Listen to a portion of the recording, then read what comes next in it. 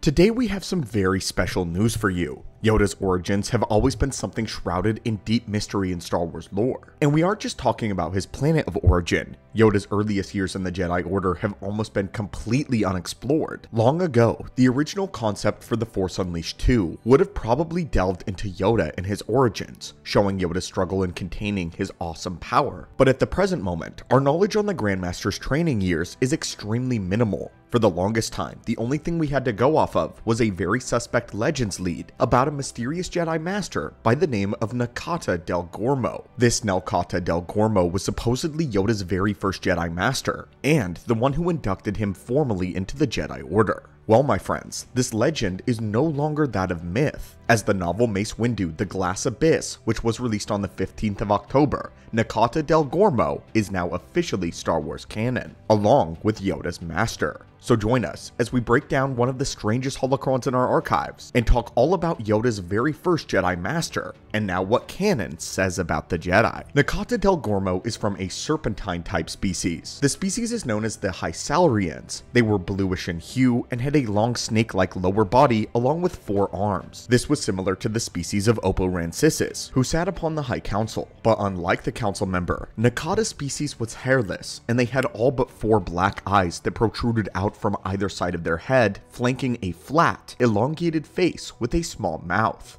The only picture we have of Nikada Del Gormo himself is the original concept art, even still to this day in canon, as he has just recently appeared in a novel. The concept art depicts him mostly wearing leather rather than a traditional Jedi garb. He has wristbands on all 4 of his arms, a harness, and a belt with pouches on either side. Completing this sagely design, Nikada apparently shuns the ownership of any lightsaber. Instead, he has a long Force-imbued wooden staff, one which has a kyber crystal embedded at the summit, representing his alignment and attunement to the Force. For the longest time, it was not certain whether Master Del Gormo was actually a real person. Among the Jedi Order, he was simply a mythical legend surrounding Grandmaster Yoda, who himself was a legend. Nikada resided on an uncharted swamp world when the 2 visitors would cross paths with him one day, one of them being a young Yoda and his human friend who had crash landed on the world and sought out Gormo for help. But rather than offering the 2 young travelers help in the traditional sense, the Jedi Master sensed something very powerful and special within the 2 of them, especially the one calling himself Yoda.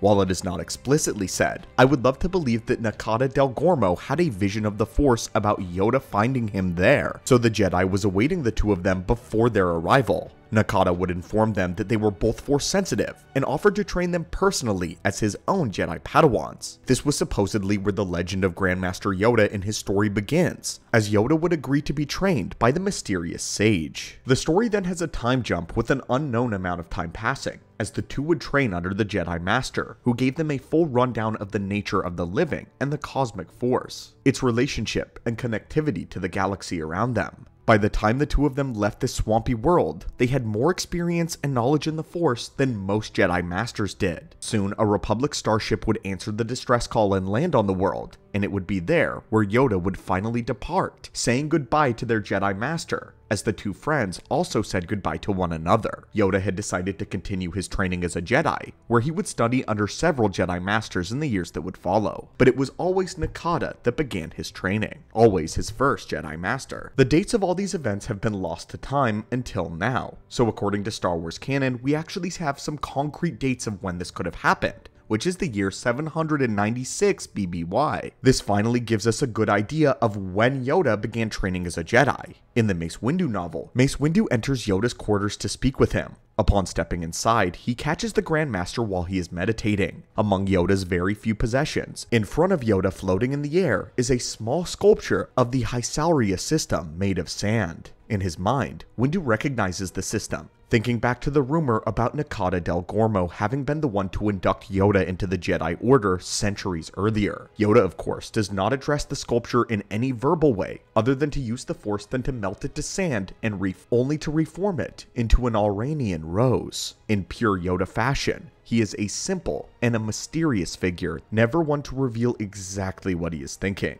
Nikada Del Gormo was created by Chuck Hamilton as a submission for the design of an alien in a contest in the Star Wars Galaxy magazine in October of 1996. Leland Chee, the holocron continuity keeper of Lucasfilm, established that Nikada Del Gormo was a part of Legends continuity, save for the sole fact that in the original story the swamp world that Nikada lived on was that of Dagobah. But in an effort to preserve the continuity at the time, Yoda had never been to Dagobah, and that part was taken out of the story, said that it was an unspecified swamp world. In addition to this, Nikada Del Gormo wasn't known to be a real person, but more so a mythical rumor within the Jedi. But now, 28 years later in the same month of October, Nikada Del Gormo has been officially brought into Star Wars canon.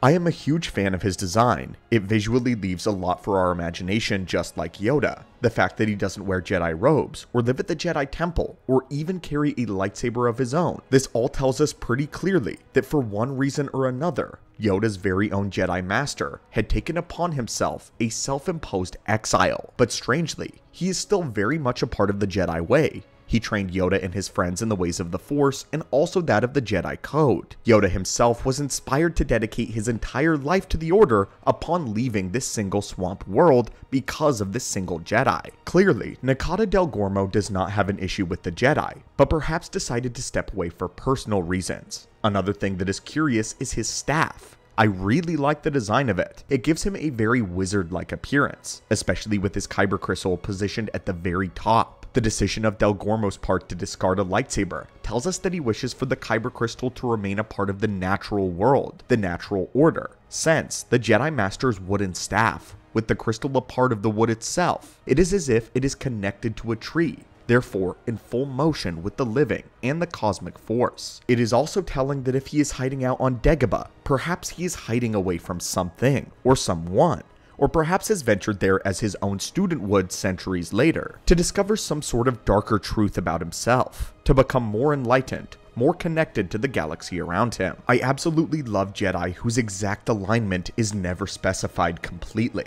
While we have no information about Yoda's actual training under this Jedi, it's clear that the Jedi Master was incredibly wise, possibly having lived centuries with the Jedi Order before choosing his own exile here. I cannot help but feel that Yoda going to Dagobah for exile was a direct callback to the actions of his own Jedi Master. Perhaps there was some lesson that he had learned there long ago that Yoda desired to reconnect with. Perhaps Yoda going back to Dagobah represented that in some way he realized that he was forever the student, and perhaps went back to learn some truth that once belonged to his old Jedi Master. But anyway, friends and scholars of the Force, what are your thoughts on this? What are your thoughts on Yoda's Jedi Master now officially being revealed in Star Wars canon? Why do you think Nikada Del Gormo was on Dagobah or this swampy world? And do you think that he will ever officially appear on screen in Star Wars canon? As always, guys, thanks so much for stopping by the archives today, and may the Force be with you.